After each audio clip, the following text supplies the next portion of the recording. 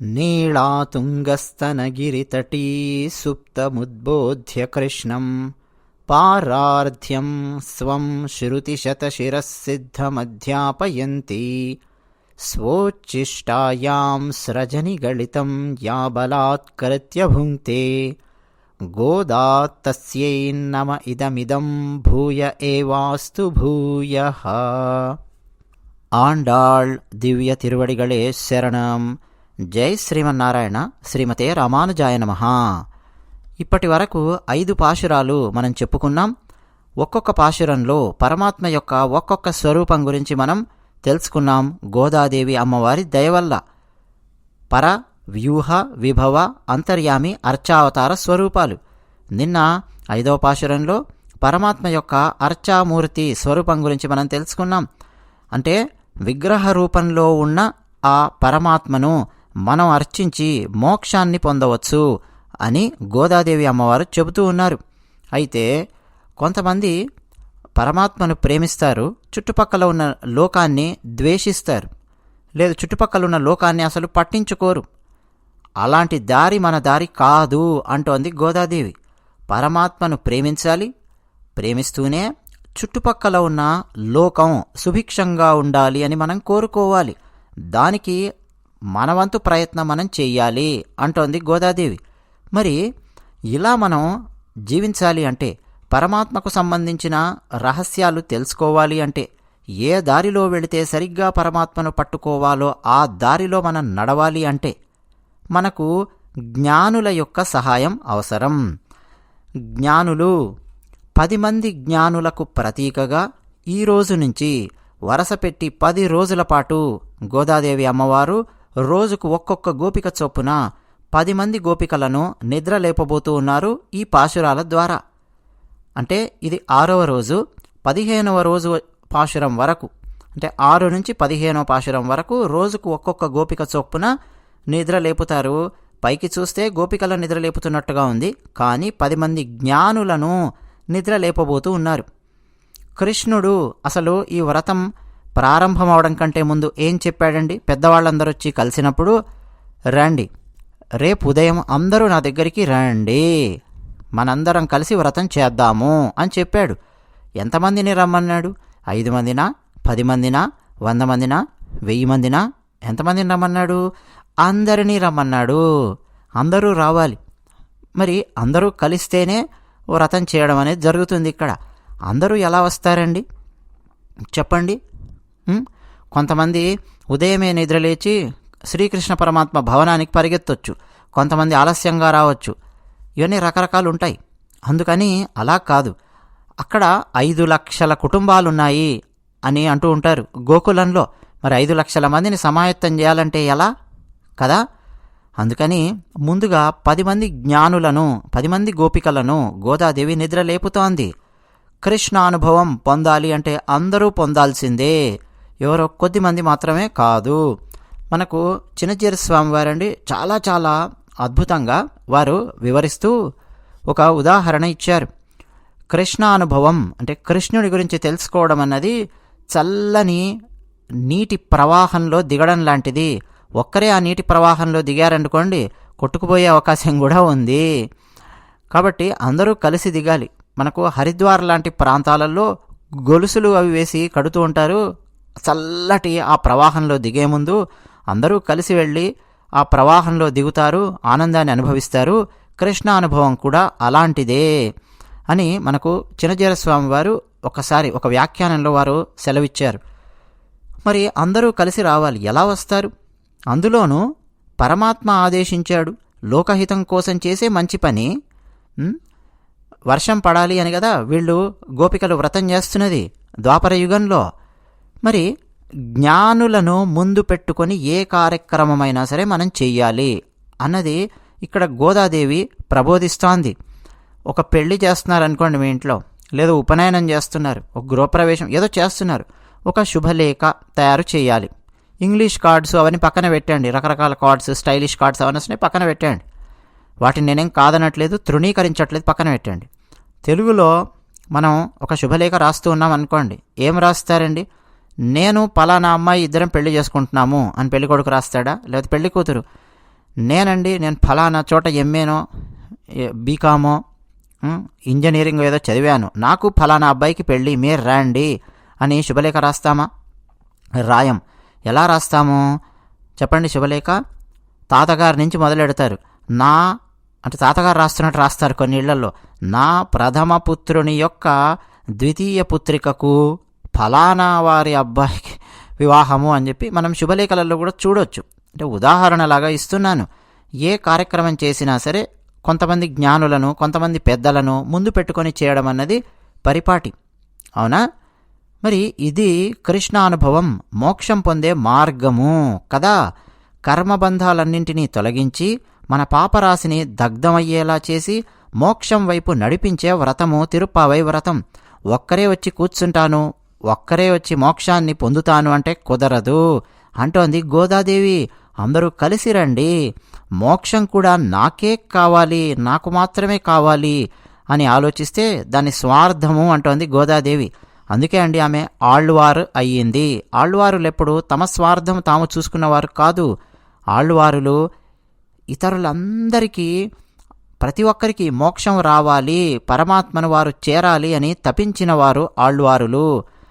తిరుప్పావై అంటే ఏం సామాన్యమైంది కాదండి. మనం ఇప్పుడు చదువుతున్నది పాశురాలు మన శక్తి మేరకు పూర్వాచార్యులు మనకు అనుగ్రహించిన ఆ అనుగ్రహంతో, వారు అందించిన వ్యాఖ్యానాలతో కొంత మనం అర్థం చేసుకోవడానికి ప్రయత్నం చేస్తున్నాం. కానీ లోతులు చాలా ఉన్నాయి. ఈరోజు చూస్తారు కదా పాశురంలో ఎన్నెన్ని ఉన్నాయో, ఎన్నెన్ని పదాల్లో ఏ ఒక్క పదం కూడా వ్యర్థమైన పదం ఉండదు పాశురాలలో. రామానుజాచార్యుల వారండి, బ్రహ్మసూత్రాలకు భాష్యం రచించిన రామానుజాచార్యుల వారు ప్రతిరోజు, ఆయన యతీశ్వరులు కాబట్టి ప్రతిరోజు ఆయన భిక్ష స్వీకరించి ఆ భిక్ష ఎంత వస్తే అంత ఆయన భోజనం చేసేవారు. ప్రతిరోజు ఆయన భిక్షకు వెళ్ళేటప్పుడు తిరుప్పావై ఈ 30 పాశురాలను ఆయన అనుసంధానం చేస్తూ వెళ్ళేవారు. పాశురాలన్నింటినీ చదువుకుంటూ అలా వెళ్ళి భిక్ష స్వీకరించి వచ్చేవారు. ఎప్పుడు అంటే భిక్షకు వచ్చినప్పుడల్లా ఆయన నోట్లో తిరుప్పావై పాశురాలు ఆడుతూ ఉండేవి.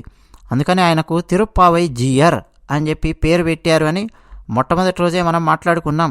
అంటే మీరు ఊహించండి, అలాంటి మహానుభావులు రామానుజాచార్యుల వారు అంతటి విలక్షణమైన యతీశ్వరులు, జ్ఞాని, పండితులు, వారు ప్రతిరోజు తిరుప్పావై పఠిస్తూ ఉన్నారు అనంటే ఇక మీరు ఊహించండి ఎన్ని రహస్యాలు ఇందులో ఉన్నాయో.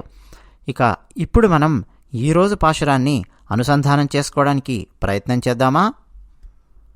పుళ్ళుం సిలుంబిన కాణ్ పుళ్ళరయన్ కోయిలిల్ வெள்ளை விழிசங்கின் பேரரவம் கேட்டிலையோ பிள்ளாய் எழுந்திராய் பேய்முலை நஞ்சுண்டு கள்ளச்சகடம் கலக்களிய காலோச்சி வெள்ளத்தரவில் துயில் அமரந்த வித்தினை உள்ளத்து கொண்டு முனிவர்களும் யோகிகளும் மெல்ல வெளுந்து அரியன்ற பேரரவம் உள்ளம் புகுந்து కుళిరిందేలోరెంబావాయ్. పుళ్ళుం అంటే పక్షులు కూడా, పక్షులతో మొదలుపెట్టింది గోదాదేవి. ఈ పాశురంలో గోపికను ఎలా నిద్ర లేపుతోందో చూడండి. పుళ్ళుం పక్షులు కూడా, సిలంబిన కాణ్ కూస్తున్నాయి, నిద్రలే నిద్రలే, అదిగో పక్షులు కూస్తున్నాయి నిద్రలే అంటోంది. ఇక్కడ పక్షులు అనగానే అండి మనం ఏదో చిన్నచూపు చూస్తూ ఉంటాం, ఆ పక్షే కదా అని. మానవులం చాలా గొప్పవాళ్ళము, మిగతా ఈ ప్రపంచంలో ఉన్న జీవరాశులన్నీ కూడా మనకంటే అధమమైనవి అన్న కోణంలో మనం చూస్తూ ఉంటాం. కానీ మహానుభావులు, మహనీయులు ఎప్పుడూ అలా చూడలేదు. మనకు రంగరామానుజ జీయర్స్వామి వారని ఒకసారి ఆయన వ్యాఖ్యానం చేస్తుంటే విన్నాను. రామాయణంలో ప్రతి కాండలోనూ ఒక పక్షి గురించి ప్రత్యేకంగా వ్యాఖ్యానించడం జరిగింది అని చెప్పి వారు చెప్పారు. రామాయణంలో బాలకాండ మనం తీసుకుంటే అసలు ప్రారంభమయ్యిందే పక్షులతో.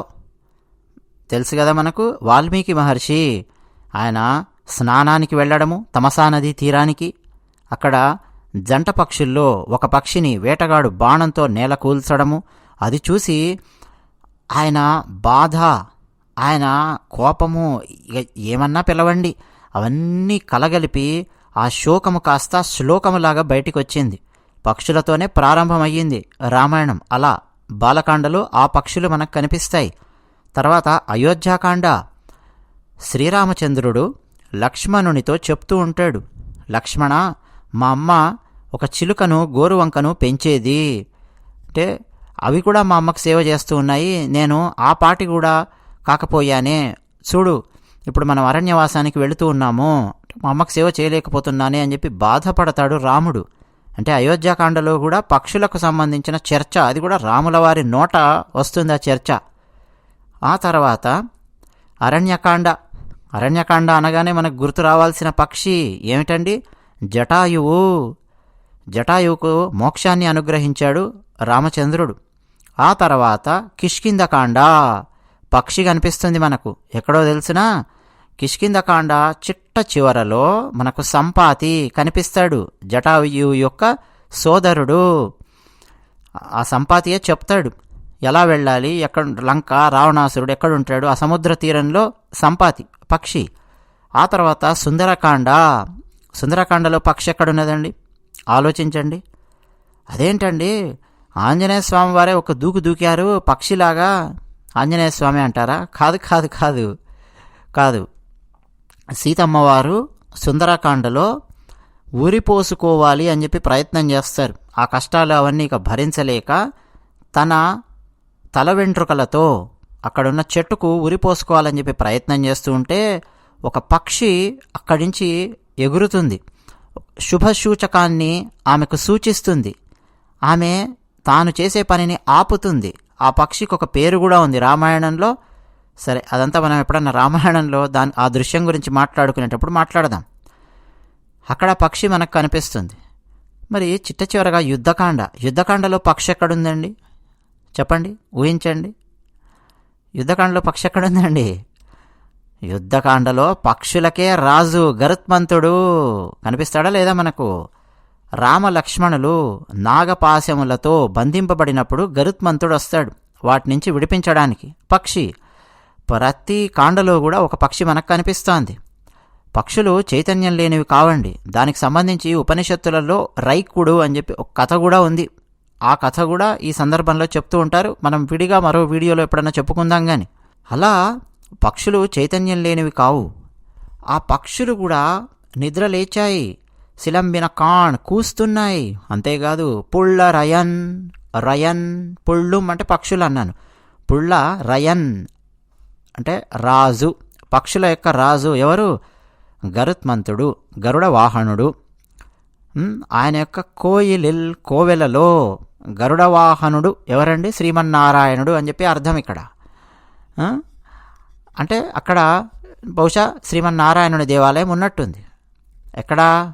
గోకులంలో నారాయణుణ్ణి అర్చిస్తారు అన్న విషయం మనకి ఇక్కడ కొంత అర్థమవుతోంది. అయితే గోదాదేవి ఆమె జన్మించిన ఊరిలో వటపత్రసాయి దేవాలయం ఉంది అని చెప్పి మనం మొట్టమొదటగా మాట్లాడుకున్నాం. ప్రతిరోజు గోదాదేవి ఉదయమే బ్రహ్మముహూర్తంలో లేచి స్నానాదులన్నీ ముగించి వటపత్రసాయి దేవాలయానికి వెళ్ళి ప్రతిరోజు ఒక్కొక్క పాశురాన్ని ఆశువుగా చదివి స్వామివారికి అందించింది, స్వామివారికి వినిపించింది ఈ పాశురాలను కదా. ఆ శ్రీమన్నారాయణుని కోవెలలో వెళ్ళై, వెళ్ళై అంటే తెల్లని, విళిసెంగిన్, సెంగిన్ అంటే శంఖము, విళిసెంగిన్ అంటే ఆహ్వానిస్తున్నటువంటి శంఖము. తెల్లవారింది, ఉదయం అయ్యింది, ఇక మీకు ఆహ్వానము అని ఆహ్వానిస్తున్నట్టుగా పిలిచే శంఖము అని చెప్పి రాసింది గోదాదేవి. మామూలుగా శంఖం మోగింది అని చెప్పి రాయొచ్చు కదండి. నారాయణుని దేవాలయంలో శంఖం మోగింది లే అని చెప్పి అనొచ్చు కదా. ఎలా ఈమె భావన అంటే, గోపిక దగ్గరికి వెళ్ళి ఏయ్ లే లే లే, పక్షులు కూస్తున్నాయి లే అని చెప్పి అంది. అప్పుడు గోపిక, నిద్రపోతున్న గోపిక, ఏముంది పక్షులు ఎందుకు కూస్తున్నాయో, తెల్లవారిందని చెప్పి నమ్మకం ఏమిటి అని ఆ పడుకున్న గోపిక నిద్రలేస్తూ అంటున్నట్టుగా భావించి గోదాదేవి, అంతేకాదు పక్షుల రాజు గరుత్మంతుడు ఎవరికైతే సేవ చేస్తాడో ఆ నారాయణుని దేవాలయంలో తెల్లని శంఖం మోగింది అని చెప్పి అంది. శంఖం మోగడం అంటే అండి దేవాలయాలలో డ్యూటీలు మారుతూ ఉంటారు కదా, ఈ జామ్ వరకు వీళ్ళు, ఈ జామ్ వరకు వాళ్ళు. ఆ డ్యూటీలు మారేటప్పుడు కూడా శంఖాలు మోగుతూ ఉంటాయి, రకరకాల శంఖాలు మోగుతూ ఉంటాయి. ఒకప్పుడు రాజుల కాలంలో గంటలు, శంఖనాదములు, వీటితోనే ఆ ఊళ్ళో ఏం జరిగేది, దేవాలయాలలో ఏం జరిగేవి, ఎక్కడెక్కడ ఏం జరిగేవి అన్నవి ఒక కమ్యూనికేషన్ వ్యవస్థలాగా ఉండేది. రకరకాల శంఖాలు మోగుతూ ఉంటాయి రాత్రి, అప్పుడు ఒకటి ఇప్పుడు ఒకటి జామ్ మారుతూ ఉన్నప్పుడు ఉంటాయి. అందుకని ఆ పడుకున్న గోపిక ఏదో శంఖము మోగి ఉంటుందిలే, తెల్లవారింది అని చెప్పిన శంఖమా అని ప్రశ్నిస్తుందేమో అని ఏమంటోంది, విళి శంగిన్, ఆహ్వానిస్తున్నట్టుగా మోగే శంఖము. పేర రవం, రవం అంటే శబ్దం, పేర రవం పెద్ద శబ్దం చేసింది. కేటిలయో అంటోంది, కేటిలయో. కేటిలయ్యో అంటే వినిపించడం లేదా? ఏమమ్మా వినిపించట్లేదా? శ్రీమన్నారాయణుని దేవాలయంలో తెల్లని శంఖం ఆహ్వానిస్తున్నట్టుగా అంత పెద్ద రవం, అంత పెద్ద శబ్దం వినిపిస్తోంది. కేటిలయ్యో వినిపించట్లేదా? పిళ్ళాయ్ అంది. పిళ్ళాయ్ అంటే ఓ అమ్మాయి, ఓ అమ్మాయి అంటే గోపికను. ఎళుందిరాయ్, లేవమ్మా, లే లే, ఎళుందిరాయ్ లే అంటోంది. ఇప్పుడు శ్రీకృష్ణ పరమాత్మ శ్రీమన్నారాయణుడు ఆయన యొక్క 3 లీలల గురించి ఈ పాశురంలో చెప్తోంది. ఏమిటి ఆ 3 లీలలు? పేయ్ ములై నంజుండు చెప్తోంది. పేయ్ అంటే పిశాచి అని చెప్పి అర్థము. పేయ్ అంటే ఇక్కడ పూతన అని మనం అర్థం చేసుకోవాలి. పూతన సంహార ఘట్టం గురించి మాట్లాడుతోంది గోదాదేవి. శకటాసుర భంజనం గురించి మాట్లాడుతోంది భాగవతంలో. అలాగే పాలకడలిలో ఉండే ఆ శ్రీమన్నారాయణుని ప్రస్తావన కూడా మళ్ళీ తీసుకొస్తోంది. ఏమిటి అంటే పూతన స్తనాలలో ఉండే విషాన్ని తీసుకున్న ఆ స్వామివారు అంటే ఆ శ్రీకృష్ణ పరమాత్మ. అలాగే శకటాసురుడు అనే ఒక రాక్షసుడు బండి రూపంలో వచ్చాడు. వాడి కాళ్ళు, కీళ్ళు, ఎముకలన్నీ నుజ్జు అయిపోయేలా కాలు చాచి ఆ శకటాసురుడు బండి రూపంలో ఉన్న బండిని తన్ని ధ్వంసం చేసిన ఆ శ్రీమన్నారాయణుడు వెళ్ళత్తరవిల్ పాలసముద్రంలో శేషశయనంపై తుయిల్ అమరంద యోగ నిద్రలో పడుకొని ఉన్నా విత్తినై జగత్కారణభూతుడైన ఆ శ్రీమన్నారాయణుడు. అలాంటి శ్రీమన్నారాయణుణ్ణి ఉళ్ళత్తుకొండు తమ మనసులలో ధ్యానిస్తున్నా మునివర్గళుం, మునివర్గళుం బహువచనం అన్నమాట. మునివరులు, యోగిగళుం యోగివరులు మెల్లగా ఎళుందు లేచి అరియన్రా హరి హరి హరి అని 3 సార్లు పేరరవం మళ్ళా పెద్ద ధ్వని చేసుకుంటూ మా హృదయాలలో ప్రవేశించారు. మా హృదయాలు చల్లబడ్డాయి. అలా మేము నిద్రలేచాము, నువ్వు కూడా నిద్రలే అంటోంది. ఏమిటి? మునివర్గళుం యోగిగళుం, మునులు యోగులు అట ఆ శ్రీమన్నారాయణుణ్ణి లేదు ఆ శ్రీకృష్ణుణ్ణి, పూతన విషపు పాలు తాగి పూతనను సంహరించిన శ్రీకృష్ణుణ్ణి, శకటాసుర భంజనం చేసిన శ్రీకృష్ణుణ్ణి హరి హరి హరి హరి హరి అని కీర్తించడానికి నెమ్మదిగా లేచి అక్కడికొచ్చి కీర్తిస్తున్నారు. వారి కీర్తనలు మా హృదయాలలో ప్రవేశించాయి. అలా మేము నిద్రలేచాము, నువ్వు కూడా నిద్రలే అంటోంది గోదాదేవి. అసలు గోకులంలోకి యోగులు మునులు ఎక్కడి నుంచి వచ్చారండి? గోకులంలో ఎవరుంటారండి? గోపాలురుంటారు, గోపికలుంటారు, అంతే కదా. మనకు పెద్దవారు చెప్పారు, పూర్వాచార్యులు వ్యాఖ్యాన సహితంగా అందించిన వారున్నారు.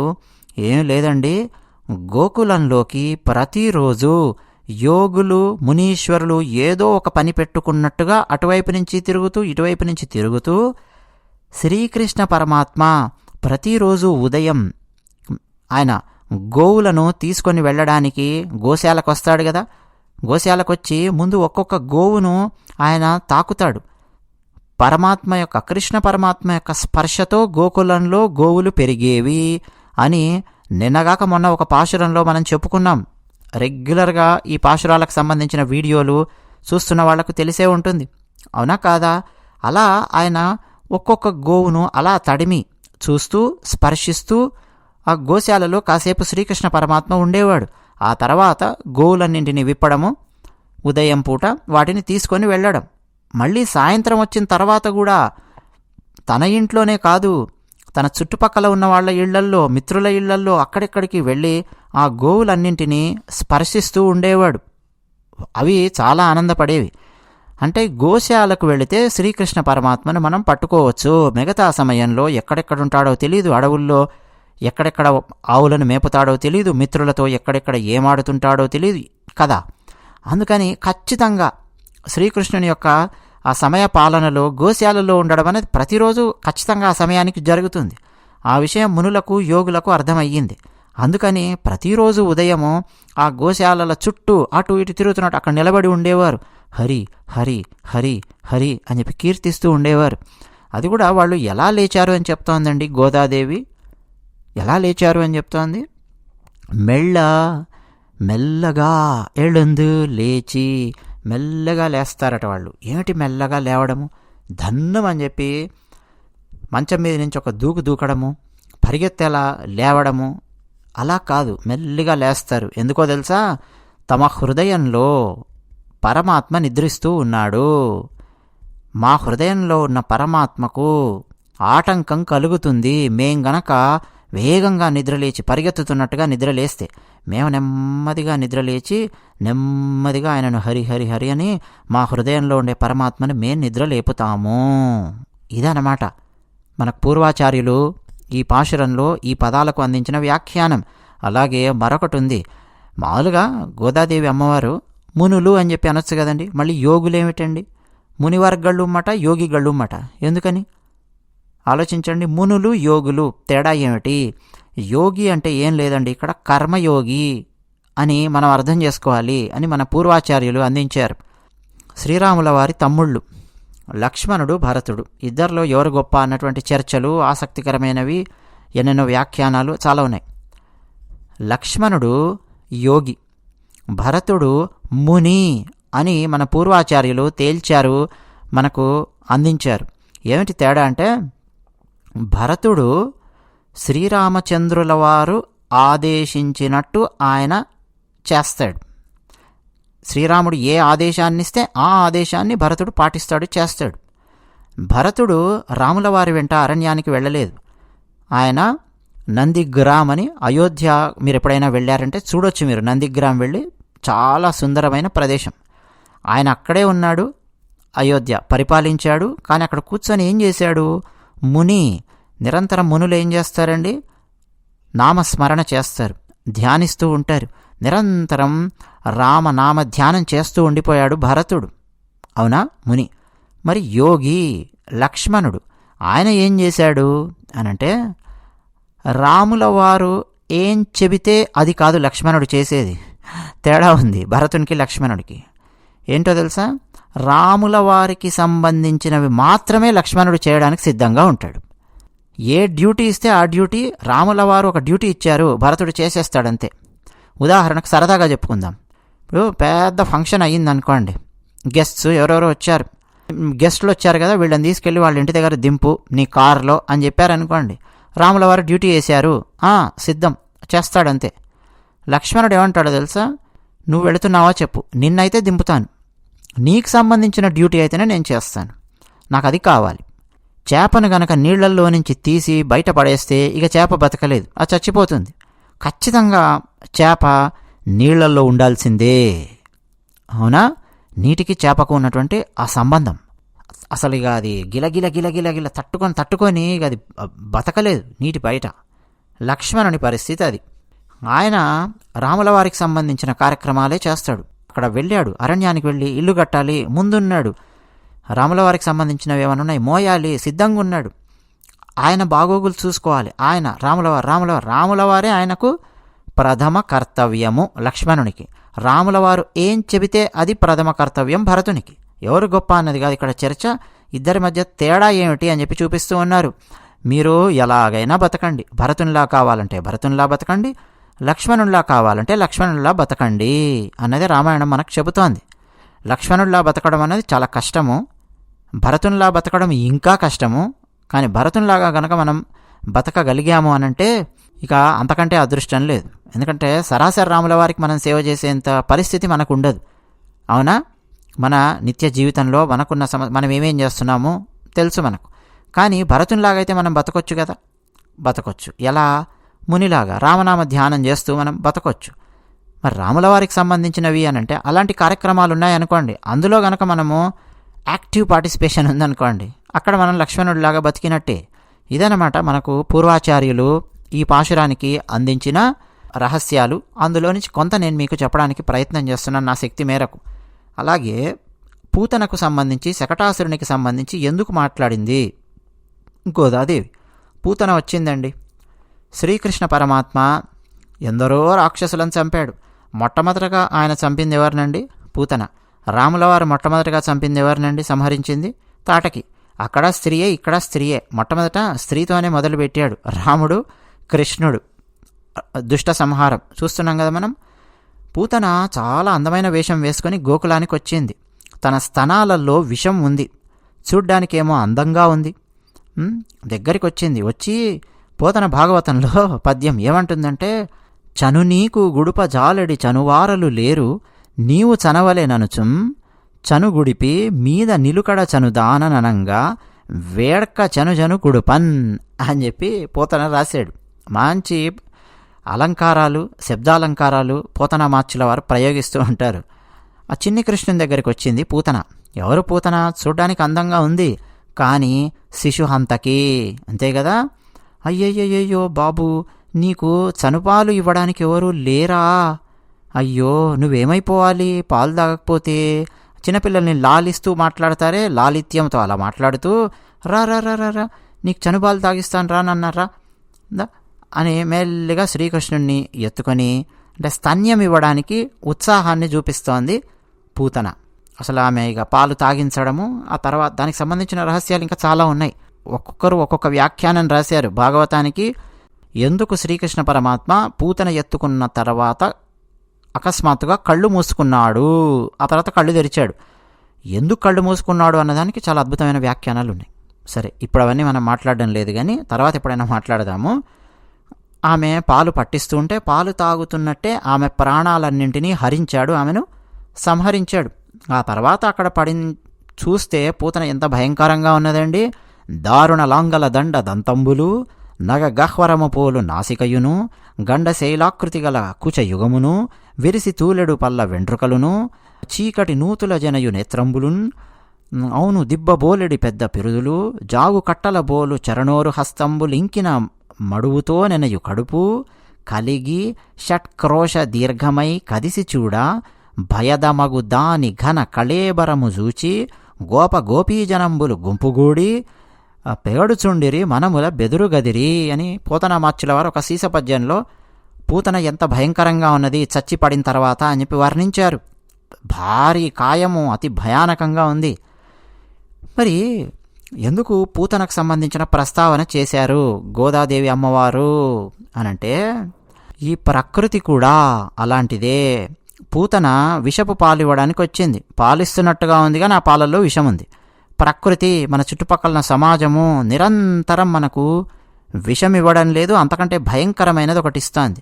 అదే విషయము. విషయము ప్రపంచానికి సంబంధించిన విషయములు అవన్నీ మనకు ఇస్తోంది. మరి వాటన్నింటి మీద మనం పడ్డామంటే పరమాత్మకు మనం దూరం అవుతాం. ఆ విషయములలో ఉండే విషాన్ని హరించి పరమాత్మ మోక్షాన్ని మనకు అనుగ్రహిస్తాడు అని చెప్పే లీల పూతనా సంహార ఘట్టము. అలాగే శకటాసురుడు ఒకరోజు యశోదామాత శ్రీకృష్ణ పరమాత్మను అలా పడుకోబెట్టింది. పాల కోసం ఆయన ఎదురు చూస్తూ ఉన్నాడు. ఈలోపు ఒక రాక్షసుడు ఒక బండి ఆకారంలో అక్కడికి వచ్చాడు. శకటాసురుడు వచ్చి శ్రీకృష్ణ పరమాత్మ పక్కన అలా నిలబడ్డాడు. పైనుంచి అలా వస్తూ ఉన్నాడు బండి. ఎలాగైనా కృష్ణ పరమాత్మను సంహరించాలి అన్నది ఆయన ఆలోచన. కానీ శ్రీకృష్ణ పరమాత్మ తన పాదముతో ఒక తన్ను దన్నాడు. బండి ఆకాశానికి ఎక్కడికో పైకి ఎగిరింది. శకటము హరిదన్నిన దివి ప్రకటంబయ్యగసి ఇరుసు భరమున కండ్లున్ వికటంబుగా నేలంబడే నకటాయని గోప బృందం ఆశ్చర్యపడన్నని పోతనామాచ్యుల వారి భాగవతంలో అన్నారు. బాలకృష్ణుడు బండిని ఒక తన్నుదంతే అది ఆకాశం వైపుకు అలా పైకి ఎగిరిపోయింది. ఎగిరింది పైనే ఉంటుందా, ముక్కలు ముక్కలయ్యింది. బండికుండే ఇరుసు, బండికుండే చక్రాలు, మొత్తం వచ్చి కింద పడి ముక్కలు ముక్కలు అయిపోయాయి. అక్కడుండే వాళ్ళందరూ ఆశ్చర్యపోయి చూస్తూ ఉన్నారు. ఈ బండి అన్నది మానవ దేహానికి గుర్తు. ఆ మానవ దేహాన్ని గనక పరమాత్మ అలా స్పర్శించాడు అనుకోండి, నిజానికి పరమాత్మ మనల్ని స్పర్శిస్తాడా? ఆలోచించండి, ఎలా స్పర్శిస్తాడండి? మనకు గనక బ్రహ్మజ్ఞానం కలిగిందా, ఆ పరమాత్మను తీసుకొచ్చి మన హృదయంలో కూర్చోబెట్టుకున్నామా, పరమాత్మ మనల్ని స్పర్శించినట్టే.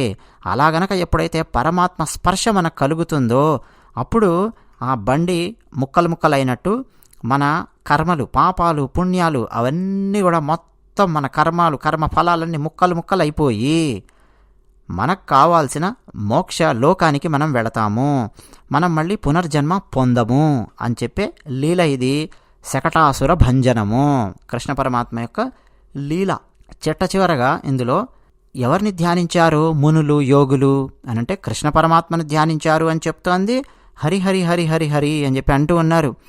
అంటే పాలకడలిలో ఉండే ఆ శ్రీమన్నారాయణుణ్ణి ధ్యానించారు అని కూడా మనకి ఇక్కడ చెప్తోంది. ఈ పాశురాలలో అండి అంతర్లీనంగా ఉండే అర్థాలు చాలా చాలా ఆసక్తికరమైనవి. ఒక కోణంలో చూస్తుంటేనేమో గోపికలను ద్వాపరయుగంలో ఉన్న ఒక గోపిక నిద్రలేపుతున్నట్టుగా ఉంటుంది. కానీ గోదాదేవి అమ్మవారు తాను శ్రీరంగనాథుడిని వివాహం చేసుకోవడానికి ఈ పాశురాలు రాయడం, మరోపక్క మనందరిలో ఆత్మజ్ఞానాన్ని తట్టి లేపడానికి ఈ పాశురాలు రాసినట్టుగా ఉంటుంది. చిట్ట చివరగా 1-2 విషయాలు చెప్పుకొని మనం ముగిద్దాం. అయితే జ్ఞానులు అని చెప్పి మనం మొదటగా మాట్లాడుకున్నాం. 10 మంది గోపికలను నిద్ర లేపబోతోంది కదా. ఈ జ్ఞానులను మనం ముందు ఎందుకు పెట్టుకోవాలి అంటే, మళ్ళీ మనకు చినజీర స్వామి వారు ఒక సందర్భంలో అండి వివరిస్తూ రామాయణం గురించి, శ్రీరాముడు, మనం సాధారణంగా ఆలోచించేది శ్రీరాముడిని సుగ్రీవుడు కలుసుకునేటప్పుడు ఆంజనేయ స్వామి వారి ద్వారా కలుసుకున్నాడు కదా. ఆంజనేయ స్వామి వారు గురువు ద్వారా రామదర్శనం లభించింది అని మనం ఇతిహాసం ఛానల్లో హనుమాన్ చాలీసా గురించి మాట్లాడినప్పుడు మనం మాట్లాడుకున్నాం కదా. మనకు చినజీర స్వామి వారు విభీషణుడికి సంబంధించిన ఒక ఉదాహరణ చెప్పారు, నాకు బాగా గుర్తుంది. విభీషణుడు మొట్టమొదటగా రాముల వారిని కలుసుకోవడానికి వచ్చినప్పుడు సరాసరి వచ్చి రాములవారి ఆ డేరా ముందు ఏదో ఫ్లైట్ కనుక ల్యాండ్ అయినట్టు ల్యాండ్ అయిపోయి అలా వెళ్ళలేదు. విభీషణుడు సుగ్రీవుడిని కలిశాడు. కలిసి, అయ్యా నేను ఫలానా రావణాసురుని తమ్ముణ్ణి, రాములవారి ఆశ్రయం కోరి వచ్చాను, దయచేసి ఆ రాములవారిని నన్ను కలపండి అని విభీషణుడు సుగ్రీవుడిని అడిగాడు. అంటే జ్ఞానులను ముందు పెట్టుకొని, సుగ్రీవుడనే జ్ఞానిని ముందు పెట్టుకొని అలా కదిలి విభీషణుడు రాములవారి దగ్గరికి వెళ్ళాడు. పరమాత్మను కలుసుకోవాలి అన్నా సరే జ్ఞానులు మనకు దారి చూపిస్తారు అని చెప్పడం అండి సరిగ్గా ఈ పాశురంలో మనకు కనిపిస్తోంది. అలాగే ఎందుకు 10 మంది జ్ఞానులు? ఆలోచించండి, మనం చేసేది సరైనదా తప్పా అని మనకు తెలియదు కదా. యద్యదాచరతి శ్రేష్ఠ తతదేవే తరోజనా అని భగవద్గీతలో చెప్పినట్టు, శ్రేష్ఠులైన వారు ఏదైతే ఆచరిస్తూ ఉంటారో మనల్ని ముందుకు తీసుకొని వెళుతూ ఉంటారు. వారి కర్మలు దారిలాగా మరి మనల్ని ముందుకు తీసుకెళ్తూ ఉంటాయి. కాబట్టి జ్ఞానులు మనకు కావాలి. అందుకే 10 మంది జ్ఞానులు అని చెప్పి చెప్తూ ఉన్నారు.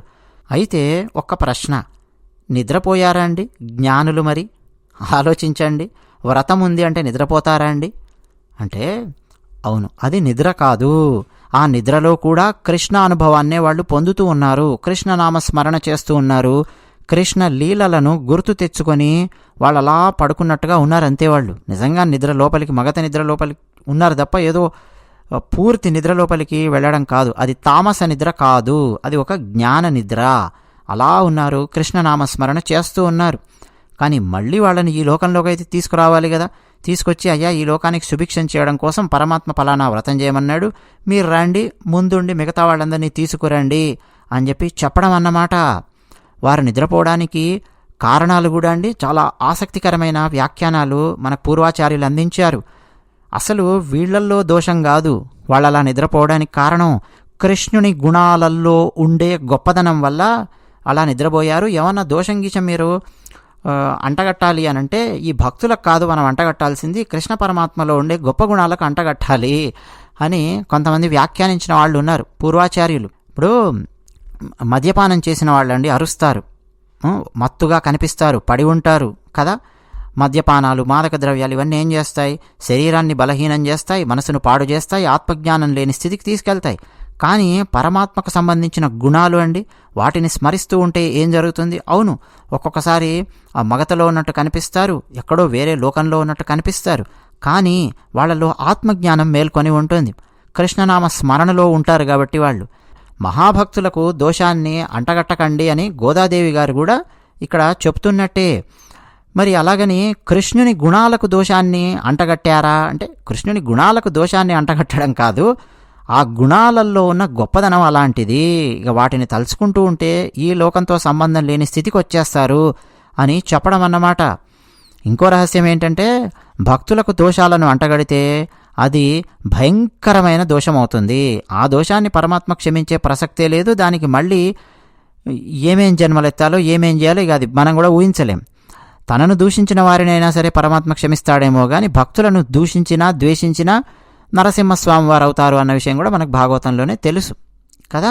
కాబట్టి వాళ్ళు మగత నిద్రలో ఉన్నారే తప్ప, జ్ఞాన నిద్రలో ఉన్నారే తప్ప తామసమైన నిద్రలో లేరు వాళ్ళెవరు అన్న విషయాన్ని కూడా మనం ఇక్కడ గుర్తుపెట్టుకోవాలి. ఇక ఈరోజు ఈ గోపికను ఇలా నిద్రలేపింది. మరి రేపటి పాశురాన్ని రేపు అనుసంధానం చేసుకుందాం. ధన్యవాదాలు.